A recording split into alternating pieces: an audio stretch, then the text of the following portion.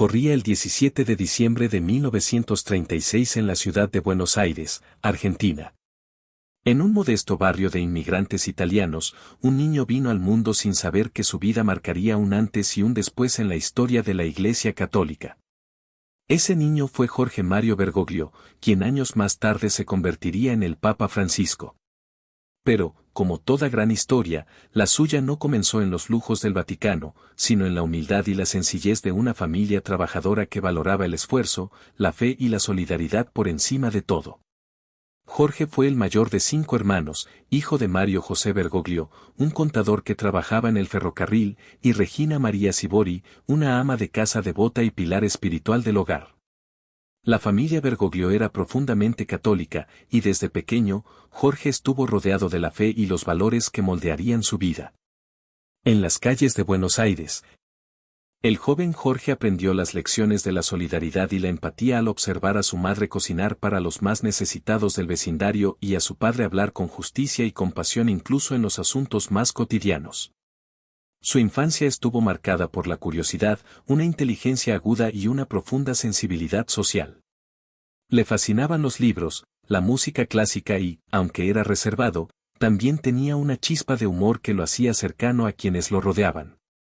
Pero no todo fue fácil. A los 21 años, una grave infección pulmonar amenazó con arrebatarle la vida, obligándolo a someterse a una cirugía para extirpar parte de uno de sus pulmones.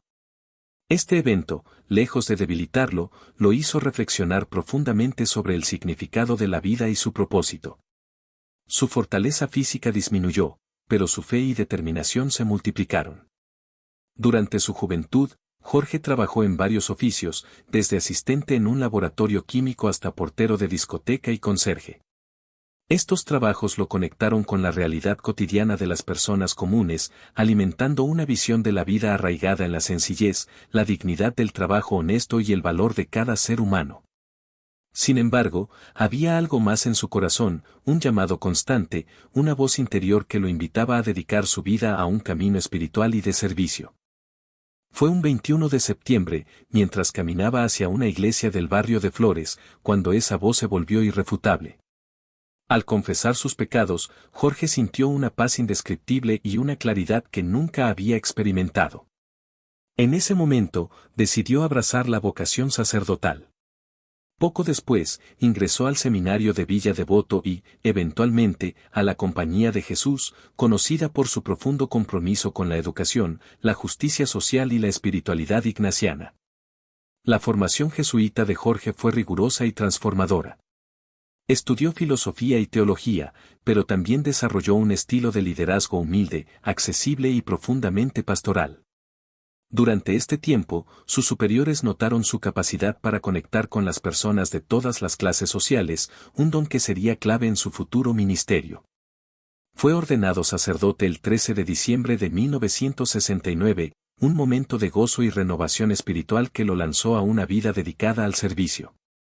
Como sacerdote y más tarde como obispo, Bergoglio trabajó incansablemente en las comunidades más empobrecidas de Argentina. Recorría villas de emergencia, escuchaba a los marginados y defendía a los más vulnerables. Durante los turbulentos años de la dictadura militar, su papel fue controvertido, pues intentó proteger tanto a sus feligreses como a sus compañeros jesuitas. Este periodo dejó cicatrices profundas en su corazón, pero también consolidó su compromiso con la justicia, el perdón y la reconciliación, valores que siempre llevaría consigo. En 1998, Jorge Mario Bergoglio fue nombrado arzobispo de Buenos Aires. Desde ese puesto, continuó viviendo de manera sencilla, rechazando el lujo y optando por desplazarse en transporte público. Sus homilías eran directas y profundas, enfocadas en el amor al prójimo y la necesidad de una iglesia más cercana a la gente. Este estilo genuino y austero llamó la atención de la Iglesia Universal, pero nadie imaginaba que en el consistorio de 2013, la historia de Jorge daría un giro inesperado. El 13 de marzo de ese año, los cardenales reunidos en el cónclave eligieron al nuevo sucesor de Pedro. Jorge Mario Bergoglio, el arzobispo humilde de Buenos Aires, fue elegido papa. Tomó el nombre de Francisco, en honor a San Francisco de Asís, el santo de la pobreza, la paz y la humildad. Fue la primera vez en la historia que un papa adoptaba ese nombre, y el gesto fue mucho más que simbólico, era un mensaje al mundo sobre el tipo de iglesia que deseaba construir, una iglesia con olor a oveja, que caminara con su pueblo. Desde aquel momento, el Papa Francisco ha sido una figura disruptiva, inspiradora y profundamente humana. Rechazó vivir en el lujoso palacio apostólico, eligiendo en su lugar una residencia más modesta. Cambió el estilo papal, renunciando a ornamentos pomposos y optando por una cruz de hierro en lugar de oro. Pero sus reformas iban más allá de lo estético. Francisco habló claro contra la corrupción, la indiferencia, la desigualdad y la destrucción del medio ambiente. Denunció un mundo que pone al dinero por encima de la persona y desafió a líderes políticos y religiosos a actuar con compasión y justicia. Encíclicas como Laudato Si, donde clamó por el cuidado de la casa común, marcaron un hito en la conciencia ecológica dentro del cristianismo. En Fratelli Tutti, llamó a la fraternidad universal, a derribar muros y tender puentes entre pueblos y religiones. Y en sus numerosos viajes apostólicos, tocó las llagas del mundo moderno, visitó campos de refugiados, se arrodilló ante víctimas de guerra, abrazó a los pobres, a los olvidados, a los que la sociedad empuja a los márgenes. Sus discursos no eran meros protocolos, eran gritos de humanidad, llamados a despertar. Francisco ha sido también un pastor de la misericordia. Abrió las puertas del jubileo extraordinario para recordar que Dios no se cansa de perdonar y que la Iglesia debe ser hospital de campaña más que fortaleza doctrinal. Ha impulsado una visión sinodal de la Iglesia, promoviendo el diálogo, la escucha y la participación de todos, especialmente los laicos y las mujeres, en el camino de la fe. Bajo su guía, el rostro de la Iglesia comenzó a cambiar, a ensanchar su tienda y a dar espacio a los que antes se sentían excluidos. A lo largo de su pontificado, enfrentó desafíos enormes, escándalos de abusos, divisiones internas, una pandemia global. Pero lo hizo con serenidad, apelando siempre a la ternura, al discernimiento y al Evangelio. Su liderazgo no fue de poder, sino de cercanía. No pretendió agradar a todos, sino provocar una conversión del corazón. Y eso, más allá de polémicas o tensiones, lo convirtió en una figura profundamente respetada incluso fuera del mundo católico. El 21 de abril de 2025, el Papa Francisco falleció en Roma, dejando un vacío inmenso en los corazones de millones de fieles alrededor del mundo.